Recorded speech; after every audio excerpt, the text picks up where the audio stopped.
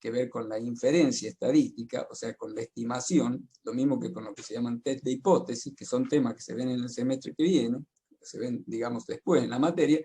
Sin embargo, dar o explicar en relación a estas funciones, como les dije, gamma, chi cuadrado, t de student, considero que requiere algún comentario para anticiparles un poco en qué consiste la estimación, para que después lo puedan vincular con las utilidades de esas funciones. Ustedes ya vieron las funciones de Bernoulli, vieron la función Poisson, vieron la distribución T de Student y la hipergeométrica, ¿no es cierto? Bueno, ahora entonces, como les decía, para hacerles comentarios de estas funciones que les dije, gamma, student, chi cuadrado, voy a explicarles algunos temas relacionados con inferencia estadística. ¿Qué es la inferencia estadística? Es lo que se llama estimación. Y la estimación consiste en lo siguiente. Nosotros, dado un universo, yo les dije que un universo es lo que constituye un objeto de estudio. El universo o población está constituido por elementos que constituyen mi objeto de estudio. Esos elementos, depende de cuál sea mi objeto de estudio, pueden ser alumnos del tercer año, pueden ser todos los alumnos de la provincia, pueden ser habitantes de todo el país, en fin, depende de cuál sea el problema, voy a tener un universo distinto. Ese universo tiene dos parámetros que son importantes, que se llaman parámetros poblacionales. Son el mu y el sigma. Ya vimos el mu es la media aritmética, es decir, el promedio. Es una medida de posición. Es una medida que me permite, a ver, me voy a ir a otra curva. Me voy a adelantar esta curva un poco para hacer el comentario respecto a lo que es una medida de posición. Hay otras medidas de posición, por ejemplo la moda, que la moda es el lugar más alto de frecuencia, pero bueno, la media aritmética, como una de las medidas de posición, me permite determinar lo que sería el baricentro de las frecuencias, es decir, donde se concentran las mayores frecuencias. Yo les mencionaba que con ese solo dato ustedes no pueden caracterizar una distribución. Les he puesto el ejemplo de que tengo un chico de 2 años y un anciano, una persona grande de 80 años, y el promedio de edad me da 41 años. Pero ese promedio a mí no me sirve para tener una idea de qué tipo de característica de la población. Si yo les tuviera que dar un remedio y quisiera calcular en función del promedio qué dosis le voy a dar, no me sirve, porque 41, que sería el promedio, no le voy a dar una dosis para una persona de 41 años, porque para el de 80 no le va a servir y el de 2 años tampoco. Entonces, evidentemente que el solo promedio es algo insuficiente. Por eso vimos otra función que se llama las medidas de posición, y dentro de las medidas de posición vimos el desvío típico. Esto está explicado en la parte del capítulo de las actividades donde yo le dije que vieran esperanza de una variable aleatoria. Después de la parte de esperanza de una variable aleatoria está la varianza, ¿no es cierto?, explicada, y de la varianza sacamos el sigma. El sigma es una medida de dispersión. Es decir, me mide cuán plana es la curva o cuán, digamos, empinada. Esto se llama kurtosis. En este caso, ¿qué les parece? ¿Cuál de estas dos curvas es más, digamos, dispersa? ¿Esta o esta? La que tiene forma de campana es más dispersa. Exacto, bien. Exactamente, es más dispersa porque tiene más... recuerden que siempre el área bajo la curva es 1, ¿no es cierto? Entonces, en la medida en que yo la hago con mayor kurtosis, es decir, la concentro, voy a tener menos dispersión, y la forma va a tener la que ustedes ven en este gráfico. Bien. Bueno, entonces volvemos de nuevo a lo que les estaba mencionando. Yo necesito entonces dos elementos para caracterizar la población, que son la media aritmética y el sigma, que se llama desvío típico. Ese desvío típico es la medida de dispersión, ¿no es cierto?, que yo les estaba mencionando. Bien, en inferencia estadística, o sea, en estimación, ¿cómo se trabaja? Nosotros tenemos que generar lo que se llama una estimación de estos parámetros poblacionales. Recuerden que conocer estos parámetros poblacionales me permite caracterizar la distribución, que por supuesto es importante porque ya con eso sabemos mucho de una distribución, con esas dos valores que serían el mu y el sigma.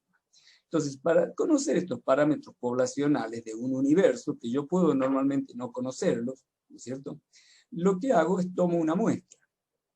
Y en esa muestra calculo la media aritmética y el desvío típico. Les voy a poner un nombre distinto al nombre del universo porque obviamente no tienen por qué coincidir. Esto es el todo y esto es una parte, ¿de acuerdo?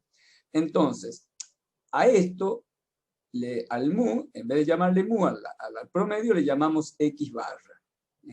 Y en vez de llamarle sigma al desvío típico, le llamo S. ¿De acuerdo? Y a esos valores que encuentro en la muestra los denomino estadísticos muestrales, en tanto que a los valores del universo los llamo parámetros poblacionales. ¿Para qué sirven los estadísticos muestrales? Sirven para estimar a través de lo que se llama un proceso de inferencia, es decir, yo de lo que obtengo acá infiero qué valor es el valor que tengo en el universo. Con el X estimo el mu y con el S voy a poder tener una estimación del sigma.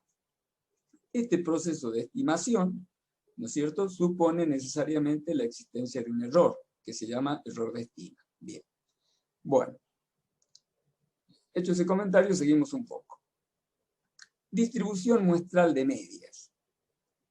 Esto se los voy a comentar así de forma anticipatoria, un poco para que se entiendan algunas cuestiones que vamos a ver. Cada muestra, ¿no es cierto? Perdón, antes de aclarar lo siguiente. Acá yo tomé el ejemplo con una muestra. Ahora bien, en teoría del muestreo, que lo vamos a ver después, para demostrar las fórmulas de inferencia que me permitan validar estos procesos de estimación, se toman muchas muestras. Ustedes saben que de un universo determinado puedo tomar muchas muestras de distintos tamaños. Supongamos, normalmente se le suele llamar al tamaño de la muestra, que es la cantidad de elementos de la muestra, se la suele designar con un n minúscula. Y al tamaño del universo con un n mayúscula. Es una cuestión de notación, ¿se entiende? Bien. Nosotros tomamos muchas muestras, ¿no es cierto?, de esa población. En este ejemplo, ya vamos a ver que después las fórmulas de inferencia me permiten trabajar con una sola muestra. Pero antes de llegar a eso, tenemos que trabajar con muchas muestras. Entonces, cada muestra va a tener un valor medio que lo vamos a denominar, como les decía, X barra. Si tomo muchas muestras, cada una tendrá una media y tendré un estadístico muestral X barras mayúscula, que lo denominaremos distribución muestral de medias. Es decir, ahora lo van a ver un poco en el ejemplo que sigue, como para entenderlo mejor. Supongamos, un universo de 1000 adultos, varones. El universo son los pesos de las personas, ¿cierto? Es decir, que en realidad cuando hablamos de universo hablamos de lo que yo estoy, digamos, de lo que yo estoy investigando. Si son los pesos, mi universo o mi población está formada por los pesos de esos 1000 adultos varones, ¿no es cierto? Bien. Sabemos que su distribución es normal. Sabemos, yo les comenté que las distribuciones de todas las medidas antropométricas, las medidas de las personas, peso, estatura, perímetro encefálico, etc., responden a distribuciones de Gauss. Y podríamos decir, supongamos, que tengamos un promedio de 75 kilos. Está bien, ¿no es cierto? ¿A ustedes les parece razonable que si tengo 1000 adultos mayores, hombres, pesen 75? Más o menos es un promedio razonable, ¿de acuerdo? Es Por sentido común, ustedes no se les va a ocurrir pensar que el promedio va a ser de 100 kilos, ni tampoco de 50, ¿de acuerdo? Claramente responde a una distribución de tipo Gauss, y en la zona media, así muy a sentido, llamémosle a percepción, digamos, intuitiva, 75 puede ser un valor razonable. Supongamos entonces concretamente que esos 1000 tengan 75 kilos. Ahora, si yo tomo una muestra de 100 personas de esos 1000, es probable que, por ejemplo, tenga un valor que puede ser 74, por ejemplo. Supongamos que tome otra muestra, que la voy a llamar como X barra 2, y me puede dar 75,5. Asumamos que únicamente estamos considerando el medio kilo y no estamos con fracciones menores, ¿no es cierto? Es decir, no estamos con los 0.6, 0.7, los redondeamos hacia el nivel que corresponde. Bien, tomamos otra muestra 3 y les puedo decir que da 73,5. Y así les puedo comentar una serie de otras muestras. Hay algo que en la práctica, y después lo van a ver cómo se justifica y demás, van a ver que el comportamiento de las medias de 100 personas, por ejemplo, sobre un grupo de 1000, me van a dar valores que van a estar bastante próximos a lo que sería el parámetro poblacional, que en este caso es 75. Este ejemplo, que en realidad no es un ejemplo concreto, pero es un ejemplo que responde a lo que después experimentalmente uno puede comprobar, les da valores que ustedes ven más o menos están cerca de ese valor. Y así, en este caso hemos tomado 3 muestras, podríamos tomar muchas más, ¿no es cierto? Y si las muestras son si las muestras son con reposición, es decir, si yo tomo muestra con reposición, supone que yo saco un elemento del universo y antes de elegir otro, lo repongo. ¿Se entiende? ¿Lo tienen claro esto? Bien. Bueno, entonces, creo que más o menos es bastante evidente que va a haber una cierta también cercanía entre las medias de estas muestras, tomando 100 personas, con respecto a la media del universo. Perdón, sí, el medio del universo, que sería el parámetro poblacional, que es mu, 75. Bueno, en realidad, esto es una curva puramente de tipo cualitativo. Decíamos que los pesos responden a una curva, a una forma de campana, a una curva normal. Entonces podría admitirse que los pesos están representados en esta campana que ustedes ven acá. ¿De acuerdo? Bien, bueno. Entonces, si estos valores que yo les dije que tomo, que son los promedios, o sea, el X minúscula barra arriba, que sería la media de la muestra, les dije que andaba en el orden 75, 73, 74,5 y demás.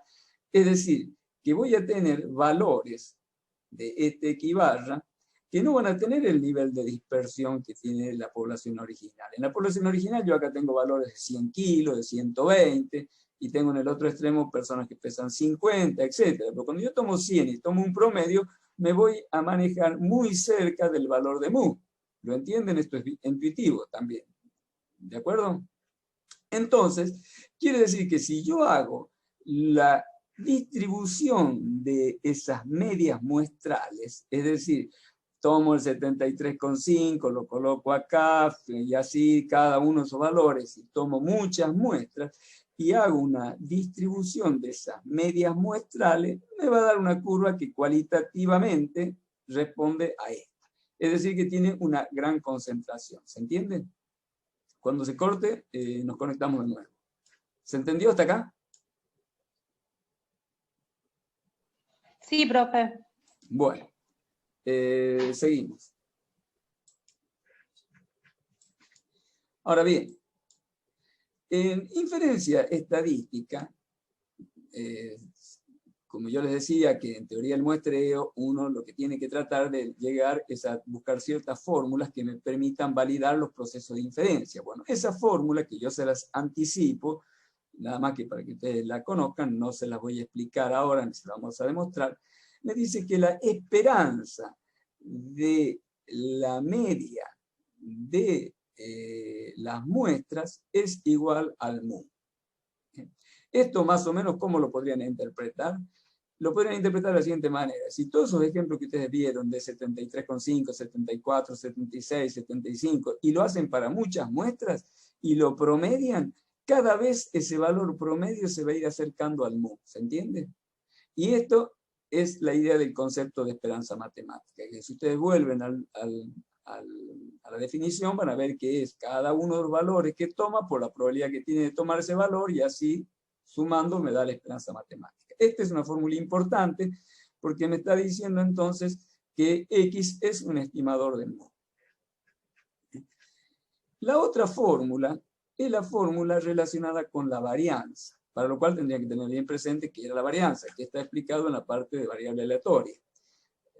En este caso, la varianza de la media de esta distribución, es decir, volvemos a esta fórmula. Cuando yo quiero hablarle de la varianza, les quiero hablar de esto que está acá.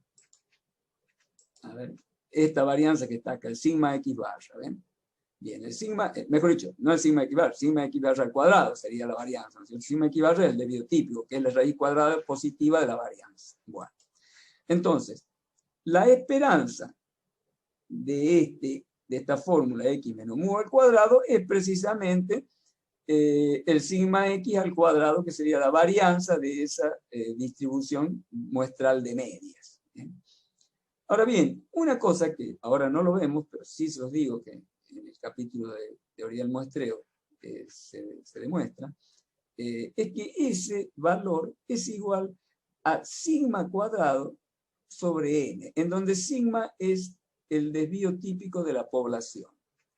Esta fórmula tiene mucha importancia. ¿Por qué? Porque cuando nosotros calculamos con un estimador, con x barra, estimamos el mu, ¿no es cierto? Vamos a tener un error. Y para conocer ese error, necesitamos conocer el sigma x barra. Es decir, cuánto y cuán dispersa es la curva esa de esos x barra, ¿no? Entonces, este valor, sigma x barra, me resulta de muchísima utilidad tenerlo para calcular el error. Ahora, ¿de qué manera lo puedo obtener al sigma x barra? Tomando muchísimas muestras y viendo cuál es la dispersión y calculando el sigma x barra, o mediante esta fórmula que me dice que el sigma x barra resulta que es igual al sigma cuadrado sobre n. ¿De acuerdo? En donde ustedes se dan cuenta con esto que pueden trabajar con una sola muestra, porque no tengo que tomarme el trabajo de calcular la dispersión de las... acá es sigma x barra, perdón, disculpen. No tengo que tomarme el trabajo de tomar muchas muestras y calcular su dispersión, etcétera, etcétera, porque me doy cuenta que la puedo simplemente relacionar al sigma de la población. Lo que pasa es que inmediatamente ustedes van a decir, ah, pero ¿y el sigma de la población lo conocemos normalmente o no? Bueno, usualmente no lo conocemos. Pero en ese caso podemos utilizar el mismo desvío típico de la muestra, que lo llamamos S, como estimador del sigma. Quiere decir, en síntesis, que nosotros con una sola muestra, en la que podemos obtener su desvío típico, que es S, y reemplazar acá como elemento estimador del sigma, voy a tener que, voy a poder obtener el sigma x barra, con lo cual voy a poder calcular el error. Bien. Después habíamos visto el tema de el cálculo de la curva tipificada. Profe, una pregunta. Sí. Perdón que le interrumpa. En la anterior, a donde dijo de sigma al cuadrado sobre n, ¿n qué sería? ¿La cantidad de población? O sea, no, n, disculpen, n minúscula es el tamaño de la muestra. Ah, perfecto. O sea, listo. en este caso sería 100, que yo les dije que claro. estamos tomando 100 personas de las 1000. ¿De acuerdo? Perfecto. Sí, listo. Bien. Ahí me quedó claro. Bárbaro. Gracias. No, por favor. Entonces, acá lo que tenemos es lo siguiente. Que me tapa esto. Yo tengo, esto es algo que ustedes lo vieron también, que es lo que se llama la tipificación de una curva. Cuando yo tengo una curva de Gauss, ¿no es cierto? Si yo a la función, o sea, en una curva de Gauss, normalmente lo que tengo es el mu, que sería la media aritmética de la curva, y tengo un sigma, que es la dispersión. Esos dos aspectos caracterizan la curva. Y la forma de la curva, por supuesto, tiene forma de campana. Normalmente, en una curva de Gauss, lo que yo necesito es calcular las áreas. Recuerden que al ser Gauss una curva continua, no tiene sentido el valor de la función en un punto, sino solamente el de la integral entre dos, para un cierto entorno, es decir, el área dentro de un cierto entorno. O sea, concretamente, yo puedo estar interesado en conocer cuál es la probabilidad de estar dentro del entorno, que sería entre mu y x1. Que eso está graficado acá en forma rayada, que sería el área que a mí me interesa calcular. Como esta área puede variar según cada valor de sigma y según cada valor de mu, lo que se hace es, se realiza lo que se llama la tipificación de la curva. Es decir, se hace una transformación de variable. Entonces, ¿en qué consiste esa tipificación? Tomo una nueva variable z, que la defino como la diferencia entre el x que yo mido, ¿no es cierto? Cada valor de x que yo mido, menos el mu dividido sigma. Si ustedes se fijan, al restarle a x mu, la curva se va al origen, porque cuando x vale mu, z vale 0. Entonces, cuando x vale mu, tengo el valor que le corresponde, el valor del origen. La curva tipificada va a 0. Por otra parte, al dividirla en el valor de sigma, esta curva pasa a tener esta nueva curva pasa a tener un desvío típico igual a 1. O sea que la curva tipificada, que es esta curva que está acá, tiene dos características. Una que es simétrica en el origen, o sea que el z, digamos, que coincide en el origen, es simétrica hacia ambos lados, ¿no es cierto?, del eje Y. Y la otra es que su desvío típico es 1. ¿De acuerdo? Bien. Bueno, acá les voy a poner un ejemplo. Supongamos que yo quiero calcular un área. ¿Cómo la hago? ¿Cómo calculo esa área? Como esta curva tipificada se pudo calcular en otra época, cuando estas tablas se hicieron, no existían las calculadoras que hoy rápidamente pueden hacer el cálculo de cualquier curva. Lo que se hizo es, mediante métodos de aproximación numérica, se hizo el cálculo para cada valor de z, de modo de generar una tabla que me permita a mí, en la tabla tipificada, tener los valores. Si ustedes se fijan, acá a la izquierda está el valor de z, ¿no es cierto?, que va de 0,0 a 0,1, 0,2, 0,3 y así sigue avanzando. Y acá tenemos, esta es la primera cifra decimal y esta es la segunda cifra decimal, lo que aparece en las columnas. Si ustedes se fijan, esta área que nos va dando acá es el área hacia la derecha de la curva. Como es una curva simétrica, si mi problema es en un entorno, yo quiero calcular el área en un entorno de, por ejemplo, menos z a más z, simplemente calculo este valor y lo multiplico por 2. Si quiero calcular un entorno del mismo valor a ambos lados del origen, ¿se entiende?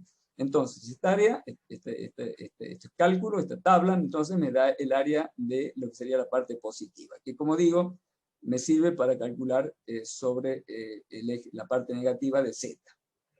Entonces, bien, les voy a poner un ejemplo para que ustedes tengan una idea. Si yo quiero que dentro de un área, digamos, imaginemos que tengo acá un área que va hacia la derecha y otra área que va hacia la izquierda, y quiero que dentro de esa área de la derecha y la izquierda tenga el 95%. Es decir, que calculada esa integración